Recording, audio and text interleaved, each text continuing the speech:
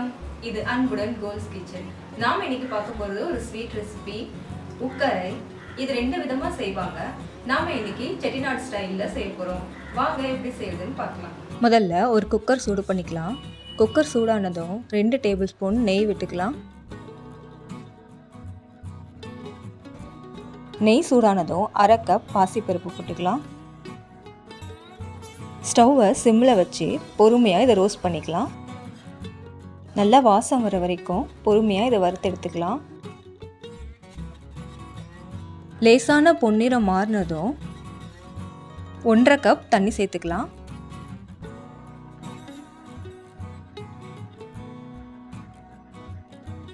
நெய்யில் வறுத்து வேக வைக்கும்போது அதோட வாசனையும் டேஸ்ட்டும் நல்லாயிருக்கும்.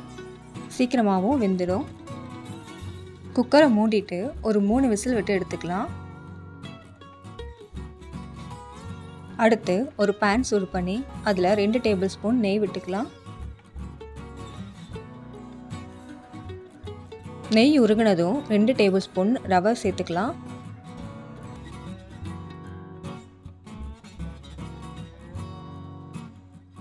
ரவை நல்லா வாசம் வர வரைக்கும் இதை வறுத்து எடுத்துக்கலாம். ரவை நல்லா வறுபட்டதும் இதில் 2 டேபிள் ஸ்பூன் அரிசி மாவு சேர்த்துக்கலாம்.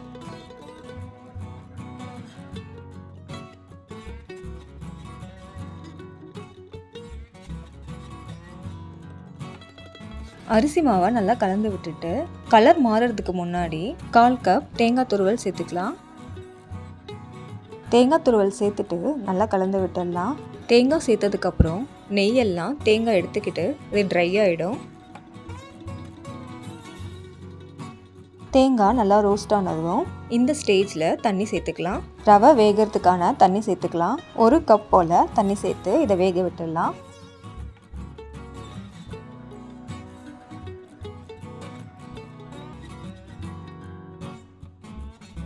ஓரளவுக்கு தண்ணியெல்லாம் வற்றி ரவை வெந்து வந்ததுக்கப்புறம் நம்ம வேக வச்ச பருப்பை இதில் சேர்த்துக்கலாம்.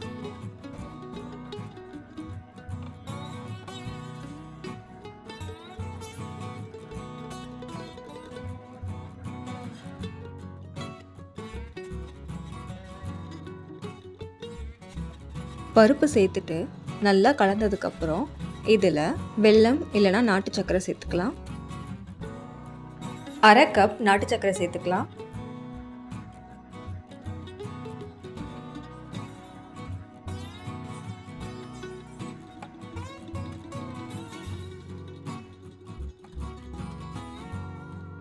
நாட்டு சர்க்கரை நல்லா உருகி சேர்ந்து வந்ததுக்கப்புறம் பொடிச்ச ஏலக்காய் தூள் சேர்த்துட்டு ஒரு தடவை நல்லா கலந்து விட்டுடலாம்.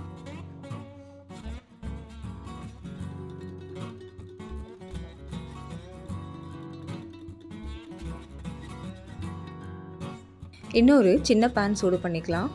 சூடானதும் மறுபடியும் 2 டேபிள் ஸ்பூன் நெய் ஊற்றிக்கலாம். நெய் உருகினதும் 10 போல் முந்திரி போட்டுக்கலாம்.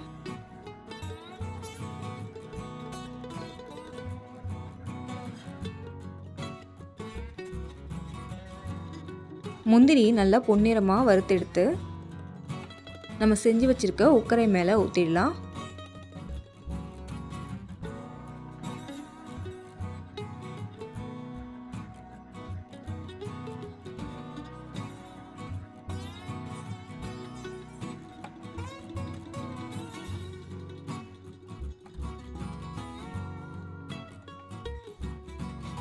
ஒரு தடவை நல்லா கலந்துட்டு ஸ்டவ் ஆஃப் பண்ணிடலாம். அவ்வளோதான், ரெடி ஆயிடுச்சு.